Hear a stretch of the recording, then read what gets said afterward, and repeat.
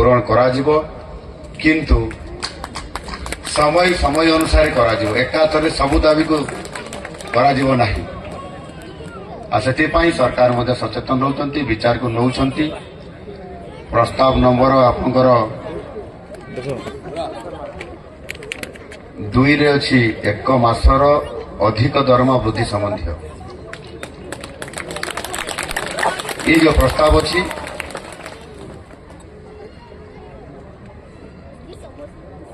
1 मासर अधिक दरमा को नूतन वेतन हार प्रदान करने ये व्यवस्था खूब शीघ्र करा जिवो। प्रस्ताव नंबर 3 अच्छी मोटरसाइकेल भत्ता संबंध रे आपंकर साइकेल भत्ता बाबद को मात्र 300 टंका प्रदान करा जाउछि। बहु दिन धरिक ये भत्ता को मध्य वृद्धि करा जाय नथिला। मु मध्य विधानसभा रे एक कथा को उठेइथिली। आमे निश्चित भाव में ताको विचार को नहीं 300 टंका जो भत्ता अछि ताको 1000 टंका करा जिवो।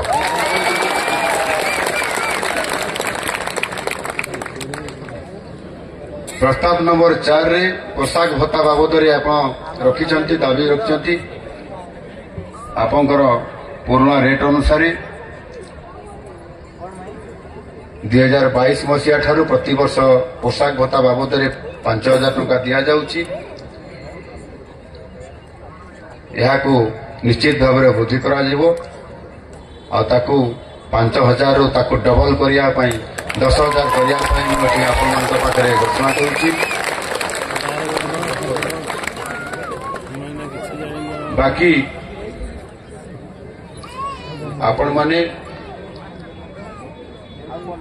जो पाखापाखि 9टी प्रस्ताव रखिंट आपंकर प्रस्ताव नंबर 6 अच्छी चतुर्थ श्रेणी कर्मचारी नियुक्ति संबंध में यह निश्चित भाव में आवश्यक पदक्षेप ग्रहण करा जिवो। क्षेत्र कौन प्रकार असुविधा हम ना।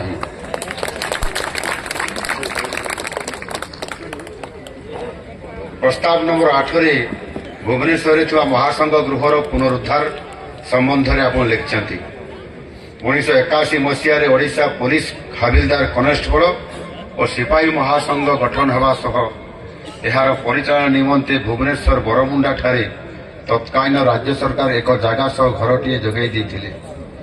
किंतु दीर्घ दिन हम अर्थाभाव उक्त महासंघ गृहटी जराजीर्ण अवस्था पड़ रही जोठारे कौन सी कार्य करने किंबा महासंघर कौन सी अधिवेशन आयोजन करने संभव हो पारुना।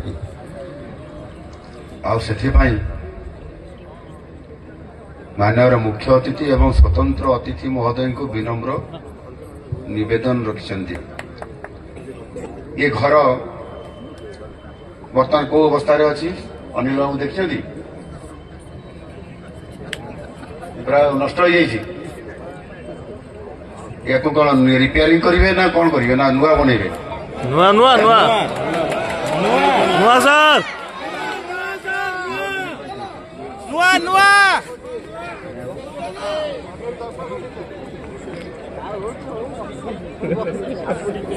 पूरा नुआ संपूर्ण नुआ 50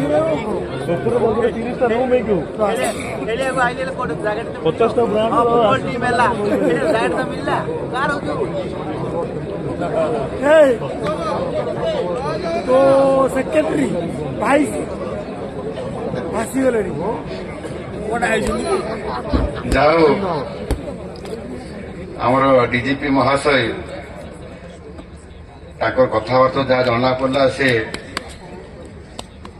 आपंकर फेवर अच्छा ये घर तैयारी करने संघ घर तैयारी करने ये आमर महासंघ दाबी करिसेंती जे सेठिरे मुख्य अतिथि एवं स्वतंत्र अतिथि महोदय को विनम्र निवेदन करुछंती। जानिक मो पचारुथली टे